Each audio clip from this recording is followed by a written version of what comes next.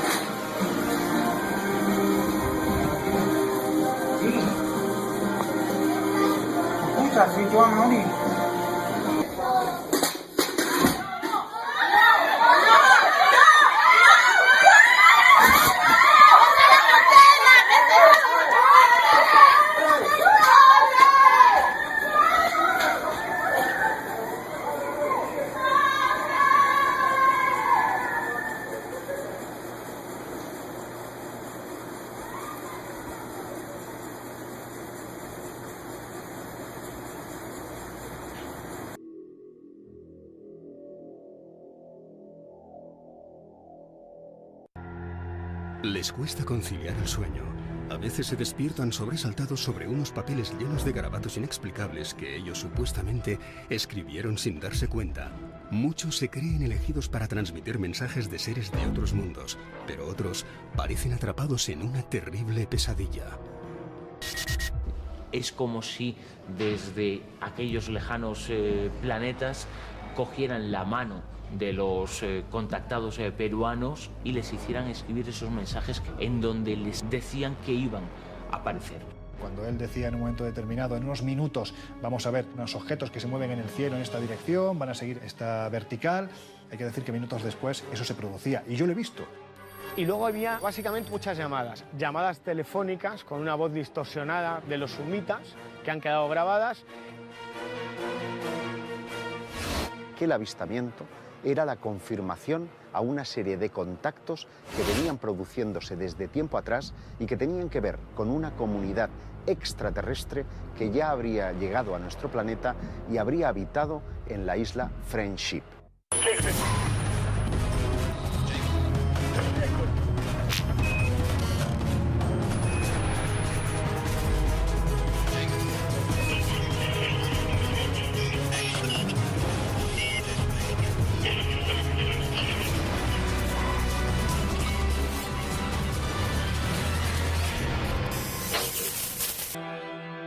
A partir de ese primer encuentro, él desarrolla una misteriosa capacidad y es cuidado con las armas nucleares porque pueden destruir no solo vuestro mundo, sino afectar al mundo del que provenimos. De modo que es un mensaje verdaderamente inquietante, pero que hay que entender dentro del contexto de Guerra Fría que se estaba viviendo en aquel entonces. A partir de ahí se produjeron muchos más contactos y de hecho un mes más tarde Adamski aseguró haber montado en esa nave extraterrestre y haber viajado a la Luna, donde había una comunidad de extraterrestres como una especie de colonización previa que vivían en una especie de cúpulas. Y a partir de ahí Adamski empezó a obtener una serie de fotografías en las que aparecían esos objetos volantes no identificados que posiblemente hoy día sean las más clásicas de la ufología. Es igualmente significativo el incidente protagonizado por Daniel Fry, un ingeniero en propulsión de misiles y aeronaves que trabajaba en White Sands, en los Estados Unidos. El día 4 de julio de 1950 salía para ver los fuegos artificiales del Día de la Independencia cuando le llamó la atención una luz en el firmamento, una luz que en pocos instantes aterrizaría muy cerca de donde él se encontraba.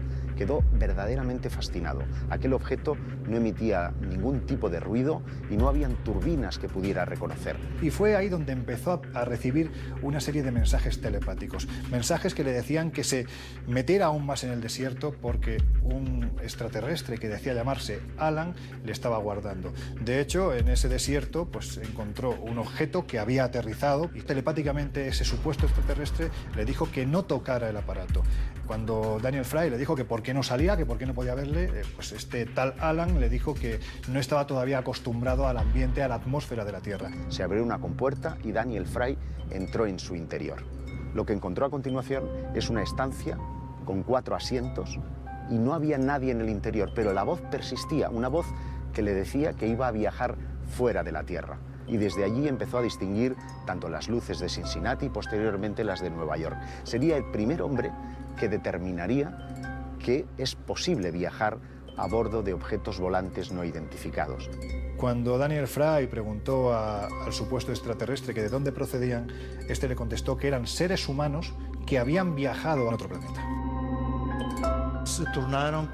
Se volvieron personajes carismáticos, hasta tal punto que consiguieron hacer proyectos e hicieron proselitismo con sus propios experimentos y digamos que formalizaron modelos, yo diría neorreligiosos, que se fueron adecuando a la decadencia simultánea de las grandes religiones que ya tenían controlado el comportamiento de las masas en Occidente.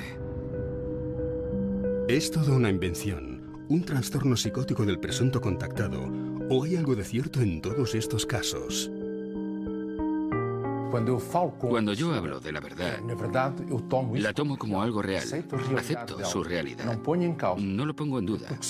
Porque objetivamente, para esa persona es simplemente la realidad. Después, al conectar con nuestro entendimiento de un mundo que es real, puedo simplemente decir, parecía real, pero entiendo que otras personas pueden tener otro punto de vista.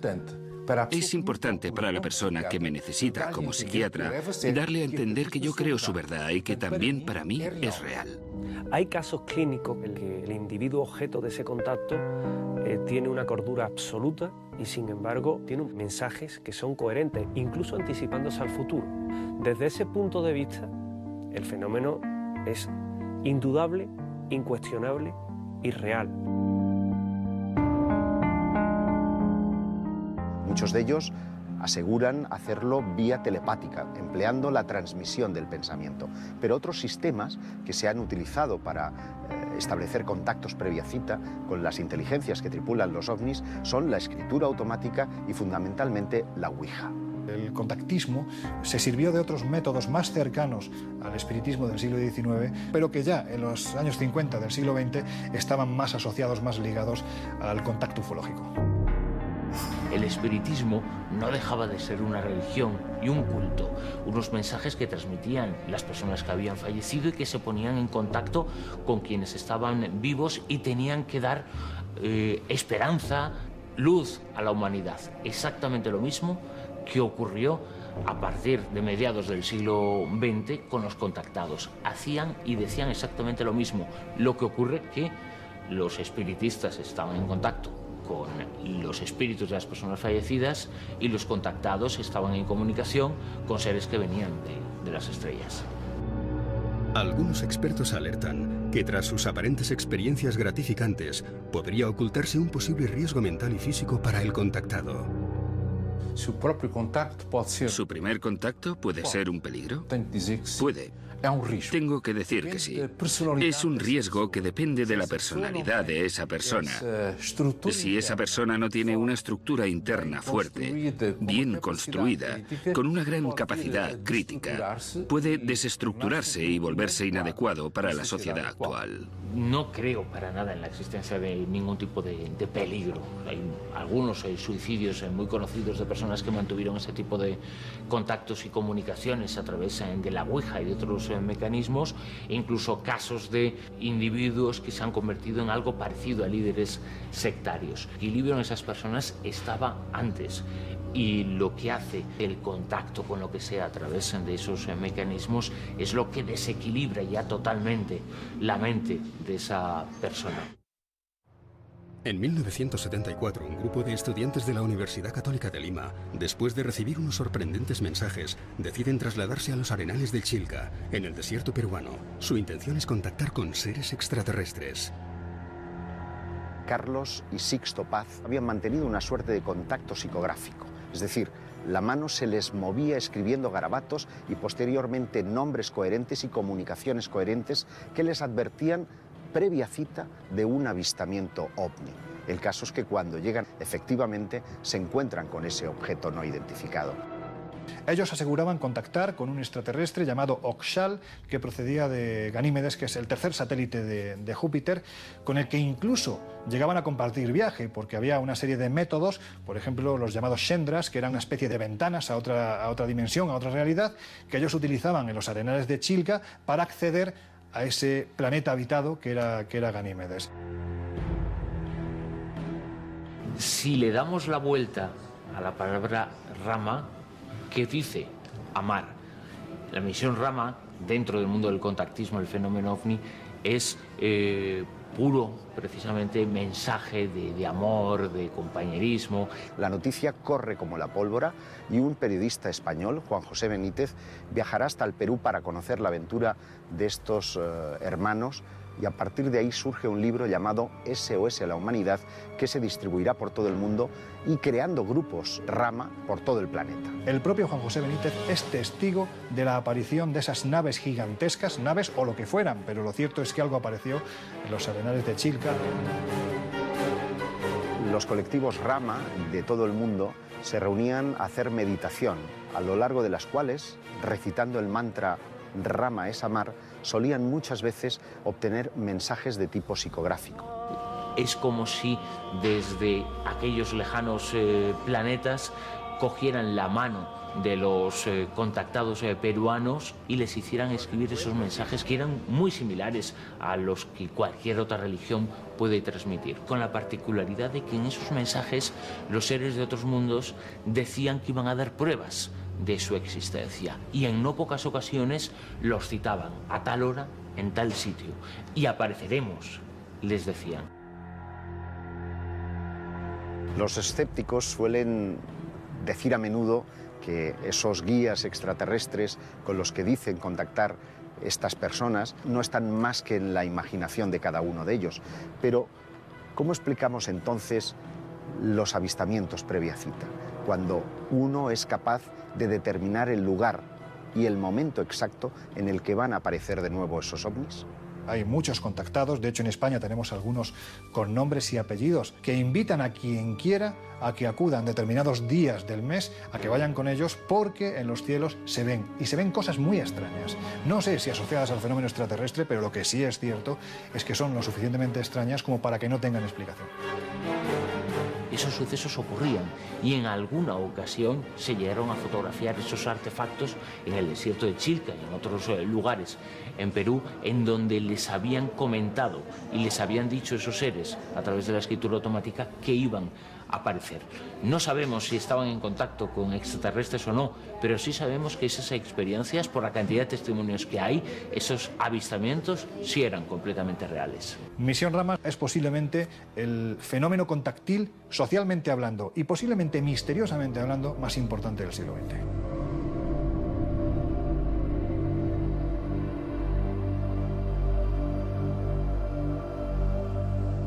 De nuevo, los contactados parecen remitirnos a lugares específicos que denominamos zonas calientes y que parecen coincidir con lugares sagrados del pasado, enclaves donde las civilizaciones antiguas constituyeron sus templos o construyeron iglesias, porque parecen indicar que debían de ser importantes para los dioses. Pienso que hay lugares más propicios que otros, dependiendo de los seres que mantengan contacto. Y esos lugares son muchas veces puertas de comunicación entre un plano y otro plano. Y por tanto, esos vértices de comunicación, digámoslo así, determinan una mayor o menor facilidad de contacto. Un contactado puede estar en varios lugares. Uno de estos seres puede estar en varios lugares y establecer varios contactos por estar en un estado mental propicio para tener esas comunicaciones. En la península ibérica existen ciertos lugares donde los supuestos contactos con extraterrestres son muy relevantes. La montaña de Montserrat en Barcelona es uno de ellos. Desde hace 30 años se viene repitiendo un acontecimiento singular. El protagonista de este caso es un contactado llamado Luis José Grifol. En el año 1977 era un profesor mercantil que estaba asomado a la terraza de su casa en Montgat, en Barcelona, cuando de repente sobre la vertical de su casa atravesó un objeto luminoso que se perdió en el horizonte del Mediterráneo. A partir de ese instante, un hombre que no le interesaba para nada lo referente al fenómeno ovni ni al fenómeno extraterrestre, pues decidió indagar un poquito más hasta que el 11 de marzo de 1979 fue con su esposa a Montserrat. Ese día, para él, la certeza de que estaba siendo contactado por una inteligencia de otro planeta fue absolutamente real. En los cielos de Montserrat se empezaron a ver luces que bailaban al son de prácticamente las preguntas que realizaba Grifol. Desde ese día, desde marzo de 1979, todos los 11 de cada mes, incluso hoy en día, son cientos las personas que acompañan a Grifol a Montserrat para observar los cielos y atender a lo que allí ocurre. Yo puedo decir que he estado con Grifol en Montserrat, cuando él decía en un momento determinado, en unos minutos, vamos a ver unos objetos que se mueven en el cielo en esta dirección, van a seguir esta vertical. Hay que decir que minutos después eso se producía. Y yo lo he visto. Que realmente esté ante un contacto extraterrestre, no lo sé, pero lo que sí es cierto es que hay algo en este lugar verdaderamente extraño que de una forma u otra Grifol es capaz de controlar. El caso de la Sierra de la Garduña es interesante por lo siguiente. En los años 70 hay un señor llamado Américo Duarte que vivía en Lisboa y tiene un episodio denominado Missing Time. Él va al volante de su coche y a cierta altura no se acuerda de nada más y se despierta en una población que no conoce, Garduña. Decide dormir en este sitio y en su coche ocurren una serie de fenómenos que él identifica como una serie de objetos. Él tiene una serie de avistamientos y lo ve como una señal. Años más tarde, en el 73, viaja con su familia de Lisboa a Garduña y dice ser abducido por primera vez.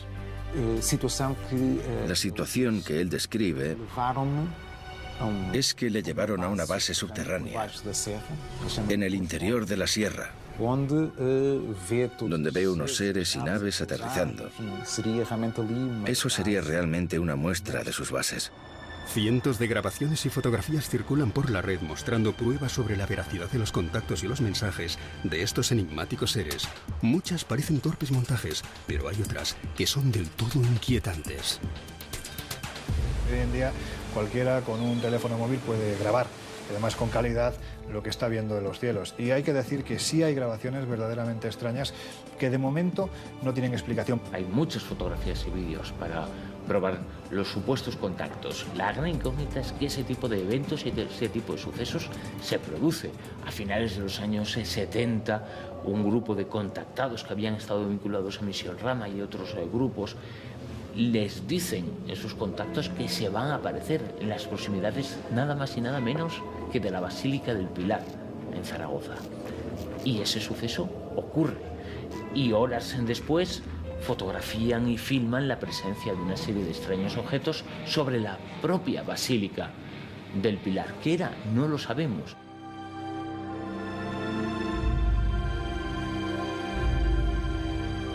El suizo Billy Meier posiblemente haya pasado a la historia del contactismo por ser una de las personas que más volumen fotográfico, más pruebas incluso físicas procedente de estas supuestas naves extraterrestres que además vendrían de las Pléyades, del sistema de las Pléyades. De hecho, él califica a esos extraterrestres como los Pleyarén. Posiblemente las fotografías de los objetos volantes no identificados que toma en Suiza, en unos parajes bellísimos, son las mejores que jamás se han podido mostrar. Son reales. Con el paso del tiempo, la mayor parte de estudiosos y de investigadores se han encontrado pequeñas pruebas e indicios para sospechar que lo que contaba este personaje era un fraude. Siguen existiendo algunas dudas y personas que defienden la autenticidad del caso de Edward Meyer. Lo importante es que a nivel cultural y a nivel sociológico tuvo una influencia enorme y sus imágenes son un auténtico icono.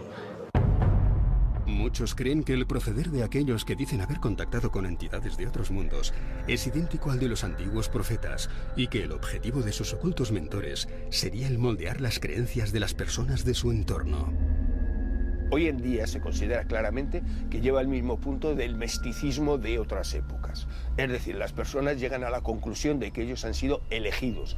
Antiguamente eran los dioses, luego posteriormente el dios católico o el dios correspondiente, pero lo que sí hoy está claro es que estas personas viven de alguna manera su propia relación con entidades supuestamente extraterrestres como una elección de ellos hacia la persona, y por lo tanto van a ser alguien con una capacidad especial y son los elegidos que tienen que dar muchas veces un mensaje.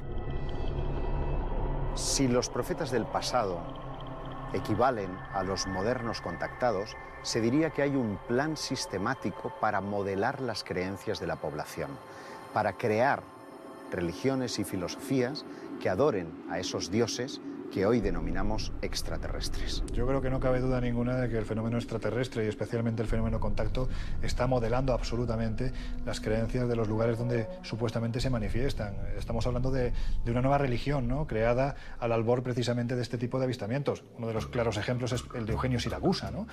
Él aseguraba que estos extraterrestres, Astar Serán e Itacar, pues eran una especie de figuras milenarias que habitaban en otro planeta y que de hecho habían acompañado, por ejemplo, a Jesucristo el día de la crucifixión. Es decir, estamos hablando de que se modelan las creencias y no solo eso, se mezclan y se adaptan a las religiones ya existentes.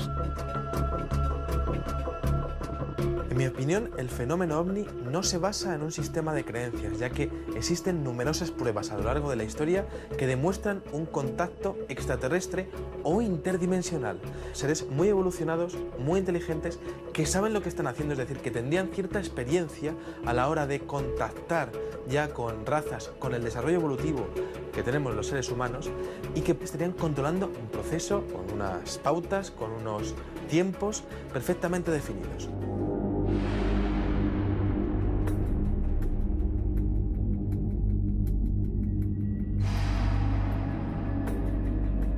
Bueno, existen cientos, incluso miles y miles de casos de contactos extraterrestres en la historia. Ahora mismo me viene a la cabeza, por ejemplo, una especie de grabado de la ciudad de Nuremberg del año 1561, en donde se expone un gran mosaico de objetos voladores no identificados sobre el cielo de la capital alemana.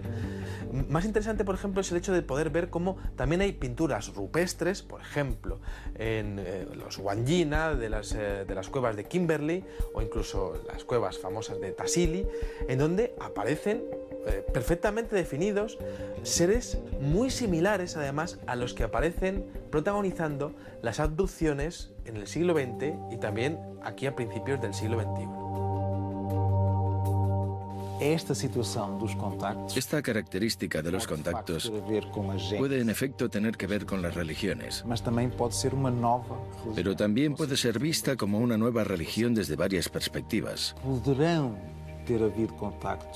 O sea, podría haber habido contactos en el pasado que llevasen a personas a interpretar a esas entidades como maestros y por tanto recibieron sus enseñanzas o percibieron que fueron creados por ellos. Y esto originó las distintas religiones. Todo esto tiene una base común, es verdad. Hay un Dios creador. Nosotros fuimos creados por alguien.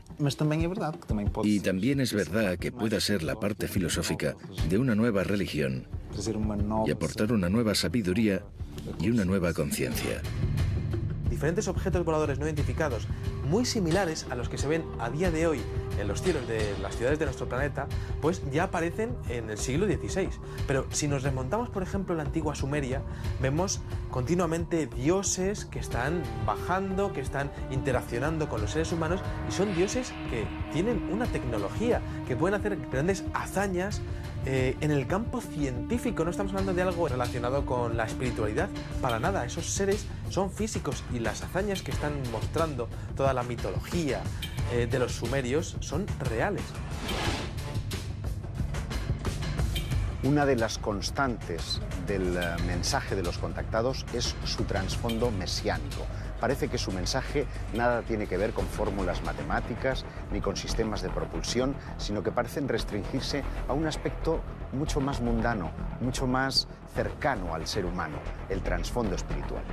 Realmente en nuestra cultura y en todas las culturas previas a nosotros, esas personas elegidas organizan dentro de su propio inconsciente su mensaje divino o extraterrestre, en este caso, en el cual la espiritualidad es lo único importante. Un mensaje técnico tiene un inconveniente, hay que demostrarlo, cosa que en un mensaje místico nunca existe. Por lo tanto, es más fácil para ellos dar ese mensaje y que los demás lo acepten.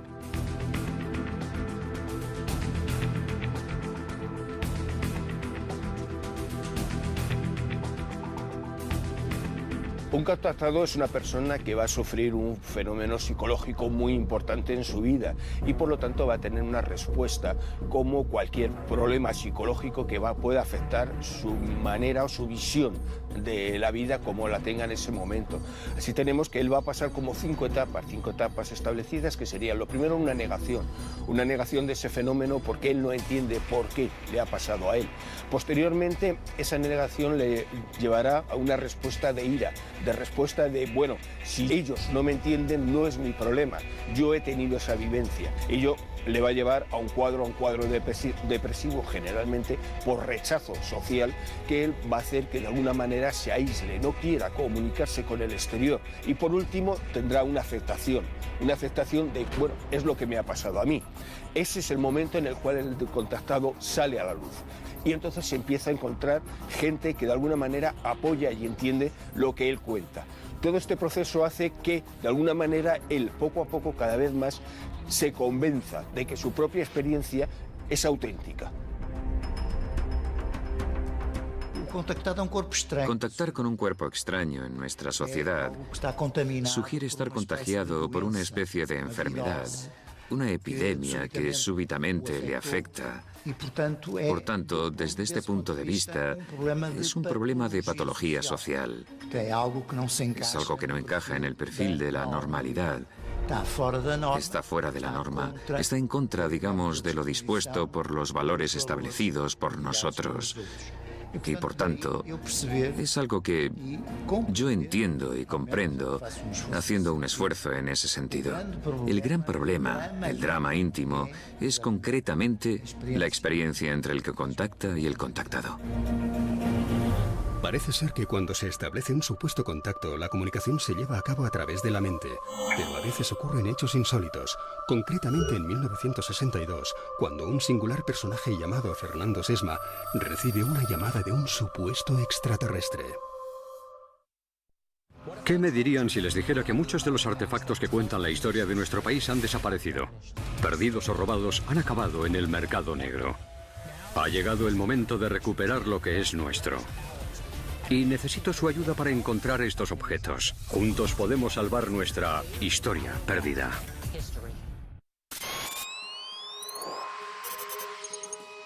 La llamada que recibe Fernando Sesma en un céntrico café madrileño origina el misterioso caso de Humo. Este controvertido asunto afectó a cientos de personas que estaban convencidas de mantener correspondencia con una inteligencia extraterrestre.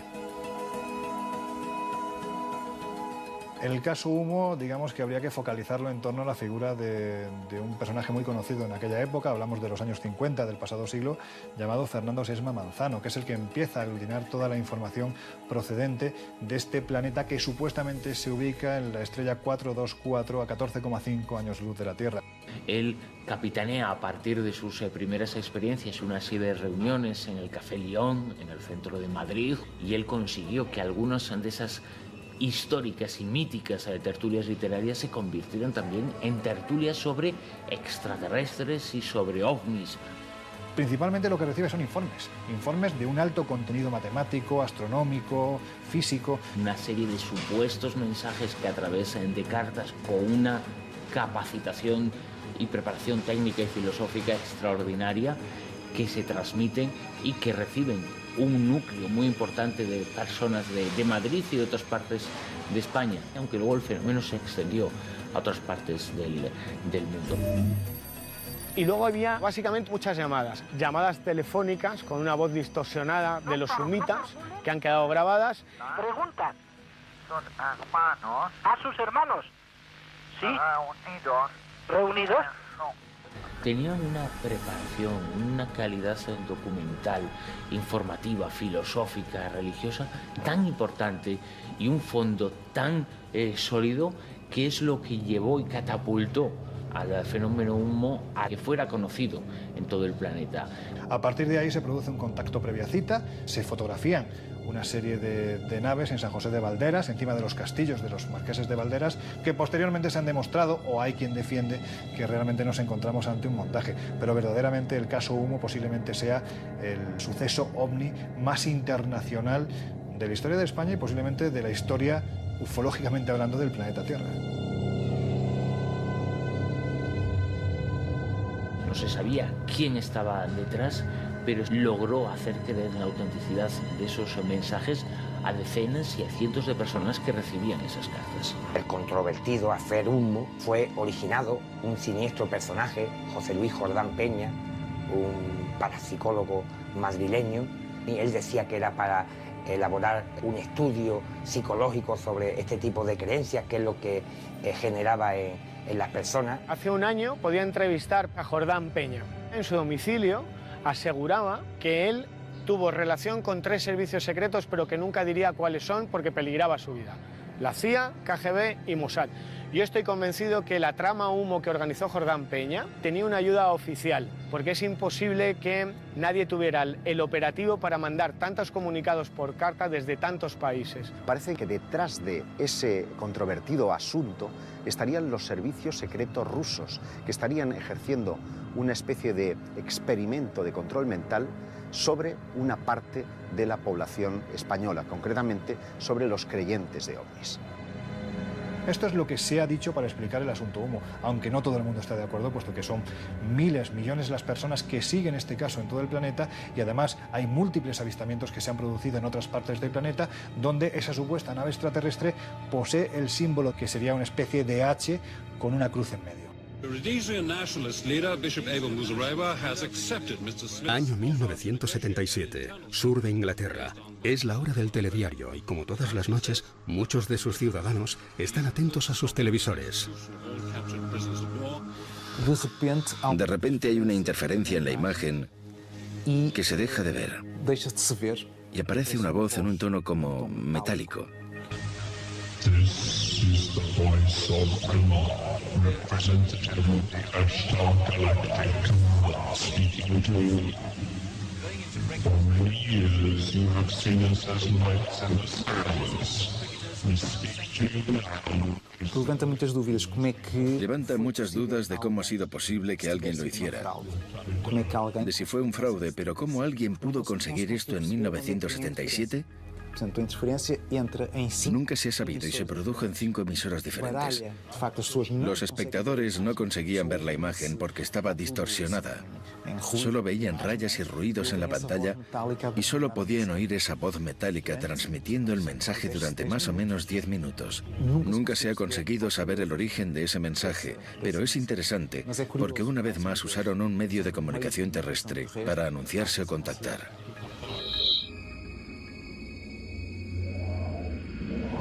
El 17 de agosto de 1985, millones de personas pudieron observar las evoluciones de un ovni sobre los cielos de Santiago de Chile. La televisión nacional retransmitió en directo la presencia de ese objeto. Los astrónomos del Cerro chileno tuvieron oportunidad incluso de acercar sus aparatos de observación para precisar que se trataba de un platillo volante con una especie de antena que zigzagueaba en su parte trasera. Para la mayoría se trató de un artefacto de procedencia desconocida, pero un grupo de radioaficionados estaba convencido de que aquel avistamiento era la confirmación a una serie de contactos que venían produciéndose desde tiempo atrás y que tenían que ver con una comunidad extraterrestre que ya habría llegado a nuestro planeta y habría habitado en la isla Friendship, situada al sur del archipiélago de Chonos, en Chile. Capturaban, tipo abducción, a personas que se llevaban a la isla para trabajar con ellos y sobre todo para curarles de determinadas enfermedades. Como los antiguos apóstoles estarían buscando a personajes que le harían de emisarios de su mensaje y definitivamente perderíamos su contacto unos años más tarde. Desde entonces no se ha vuelto a tener ninguna transmisión por radio.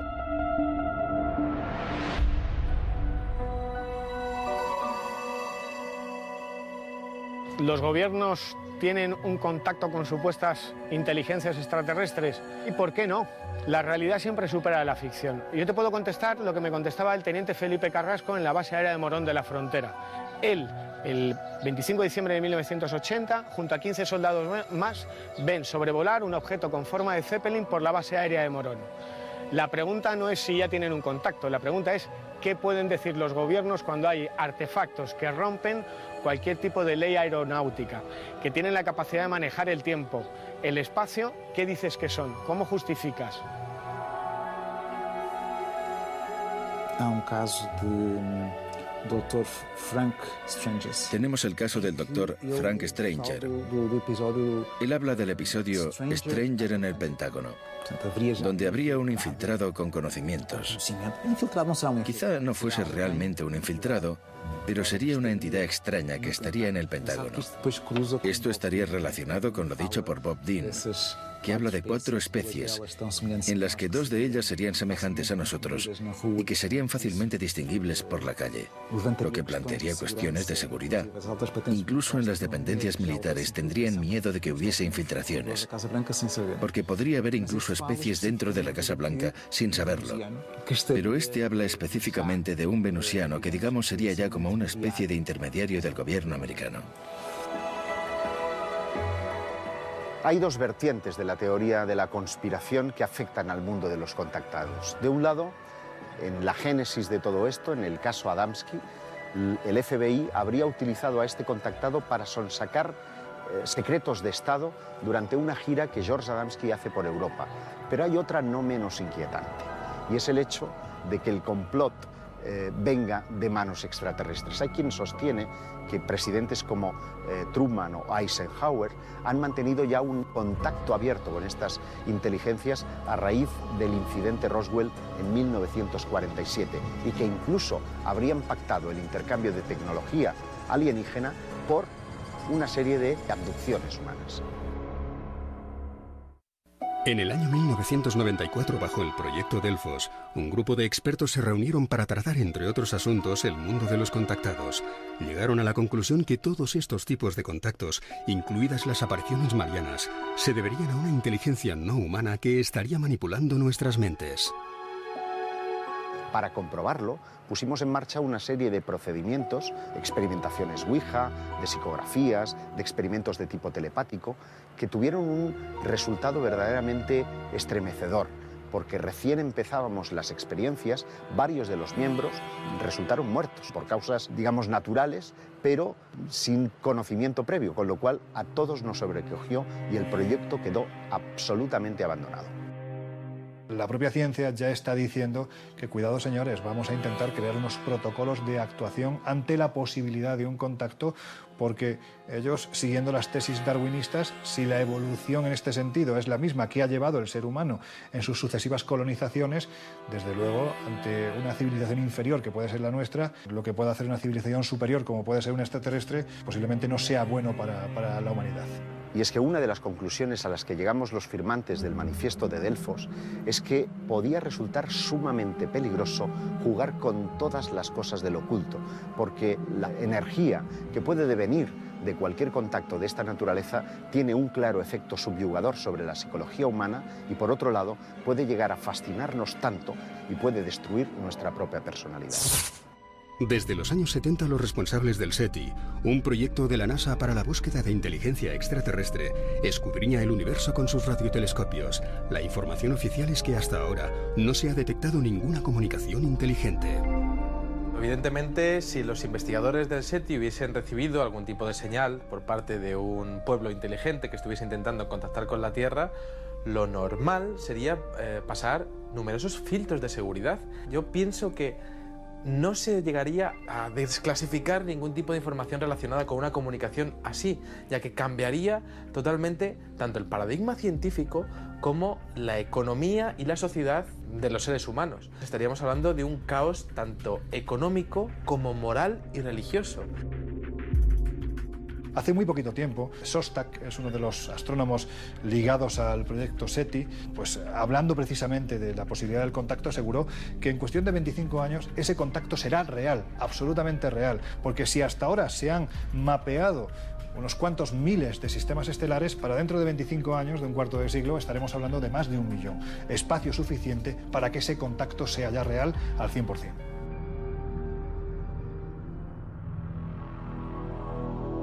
Puede parecer una contradicción. Estamos gastando grandes presupuestos en tecnología, en antenas, en técnicos e ingenieros para captar señales del cosmos y resulta que los contactados llevan años, si no siglos o milenios, diciendo que contactan con entidades no humanas e invisibles. Claro, la pregunta es, ¿esas entidades están dentro de nuestro universo visible?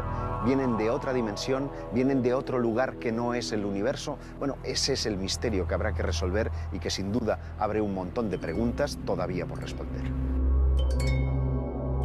Es cierto que existen personas que exponen que han sido contactadas a través de la telepatía por parte de seres o entidades extraterrestres en procesos de abducción. Entonces, claro, existe una contradicción porque se podría llegar a comunicar mediante la telepatía, pero nosotros estamos utilizando antenas y radiotelescopios, ¿no? Entonces, creo que a nivel local, es decir, lo que sería de entidad a entidad, sí que podría llegar a funcionar la telepatía, tal y como se ha demostrado en muchos casos de abducción considerados reales. Pero claro, a nivel global, para una comunicación con toda una especie, sí que se tendrían que realizar mensajes de radio que fuesen pues, retransmitidos a través de radiotelescopios, ¿no? Miles de personas aseguran haber contactado con alguna entidad desconocida. Muchas de ellas afirman que se trata de seres que no pertenecen a nuestro mundo. Esta avalancha de testimonios animaría a pensar que podrían haber existido contactos con seres extraterrestres. Con los datos que disponemos hoy en día, sí podemos afirmar que determinados contactados han tenido contacto con algo extraño, con unas inteligencias del tipo que sean, que parecen manejarse a su antojo y que en ocasiones corresponden a las peticiones que hacen estos contactados. Las personas que lo afirmaban no estaban mintiendo y sí podían mostrar, en algunos casos, pruebas de que lo que decían por lo menos era cierto. ¿Estaban detrás o no seres de otros mundos? No lo sabemos, pero no mentían.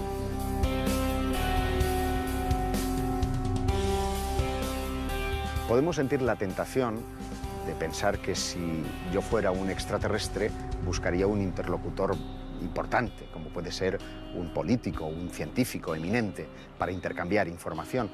Pero, sin embargo, los protagonistas de los incidentes de contacto son más bien personas sencillas, personas normales. Para nosotros, con nuestras consideraciones, son personas simples, sin gran cultura, pero deben tener algo, alguna característica que se nos escapa, puesto que son consideradas muy importantes por estas entidades que los escogen.